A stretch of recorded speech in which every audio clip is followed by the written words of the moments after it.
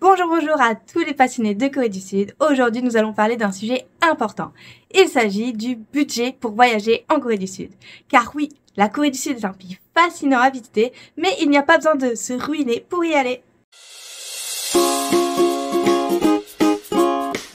지니 코리아. Certaines périodes pour venir en Corée du Sud sont plus populaires que d'autres et donc peuvent avoir un impact direct sur votre budget, notamment en ce qui concerne les vols, les hébergements et également les activités touristiques. Quand on pense à période populaire, généralement, ce sont les mois de mars-avril à cause de la période des cerisiers et juillet-août à cause justement de la période des vacances scolaires. Les mois les plus économiques et les plus recommandés si vous avez un petit budget, ce sont les mois de septembre-octobre, juste après la période des vacances scolaires, car en plus c'est le début de l'automne, donc les feuillages automnales vont commencer, et également mai-juin, mais cette année avec les températures qui avoisinent les 30 degrés, à voir si vous supportez ou pas les fortes chaleurs.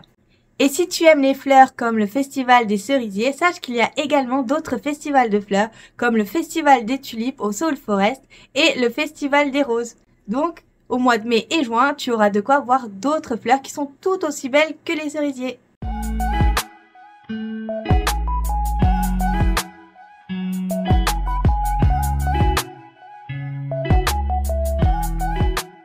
Commençons par les coûts de base. Le prix d'un vol Paris-Séoul aller-retour coûte en moyenne entre 500 et 1000 euros. Bien entendu, il faudra aussi que tu prennes en compte la période de réservation et les escales. Car oui, si tu prends un vol direct, peut parfois coûter le double d'un vol avec une escale. Donc réfléchis bien.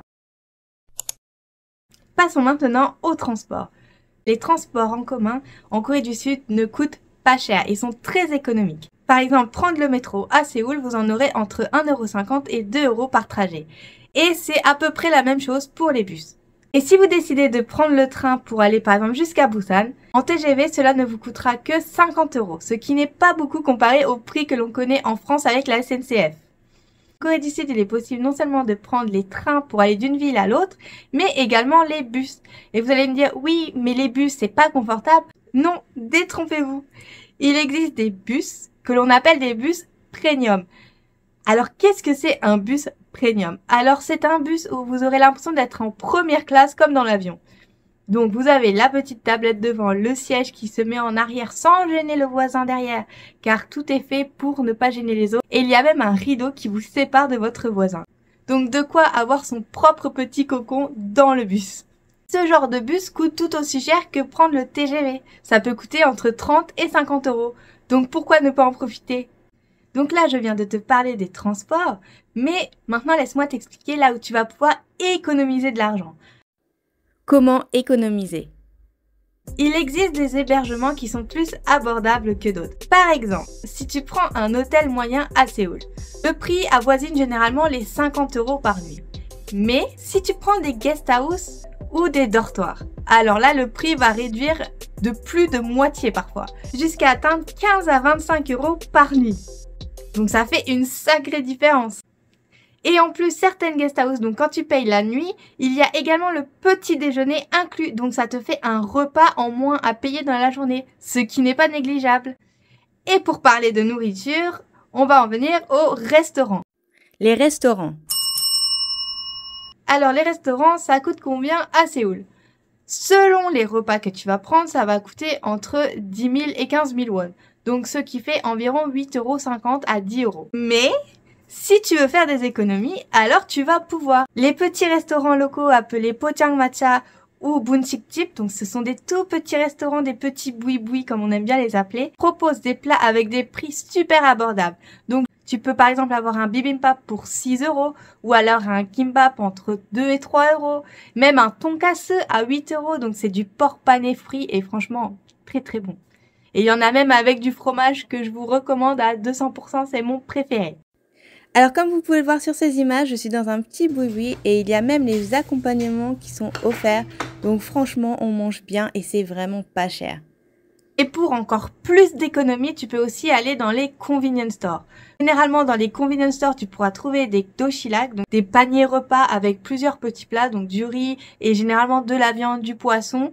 Il y a très peu de légumes, je vais pas te mentir, dans ces petits plats, mais ça reste très très bon. Et il y a aussi les kimbap, donc qui seront encore moins chers que ceux dans les restaurants locaux. Et un autre endroit pour découvrir la cuisine coréenne abordable et savoureuse, c'est la cuisine de rue. Oui, tu trouveras dans la rue des stands de street food qui sont généralement pas trop chers, aux environs de 2 à 6 euros. Par contre, ce n'est pas une très grosse quantité comparée au restaurant. Car ce que je ne t'ai pas dit, c'est que dans les restaurants, les plats, tu vas en avoir plein jusque-là. Les restaurants, même ceux que je t'ai parlé avant, les Pochang Matcha ou les Bunsik-Jip, tu ressors, tu es plein. Alors, tu payes pas cher, mais tu es plein quand même parce que il y a la quantité. Et si tu veux également faire comme les Coréens et boire du café tous les jours, alors là, il va falloir que tu choisisses où tu bois du café. Car oui, les cafés sont quand même assez chers à Séoul. Il faut compter généralement entre 5 et 6 euros pour un café. Mais si tu vas dans les chaînes comme Mega Coffee ou Compose Coffee, généralement ils sont un peu moins chers. Donc tu en auras pour 2-3 euros le café. Donc ça fait toujours des économies par-ci par-là et ça, on aime bien.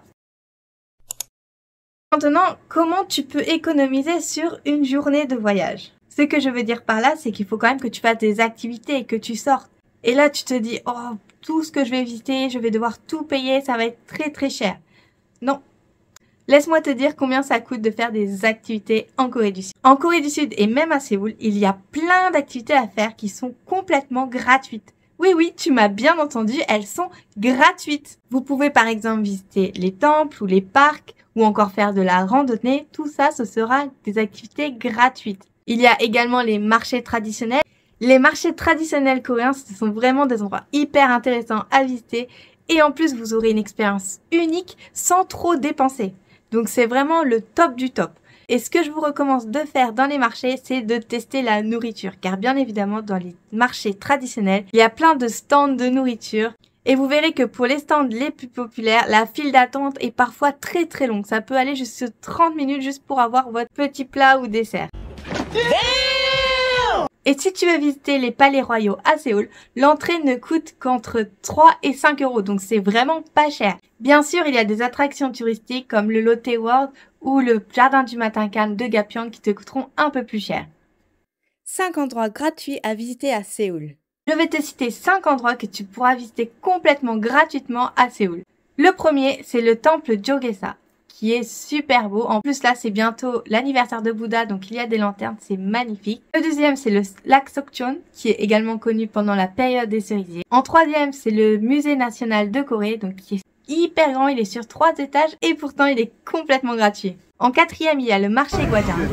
Et enfin, il y a le village de Hanok, donc de maisons traditionnelles coréennes de Namsan-gol, qui est super beau et en plus, il n'y a pas trop de monde généralement, donc c'est hyper agréable de s'y balader. Et les autres activités?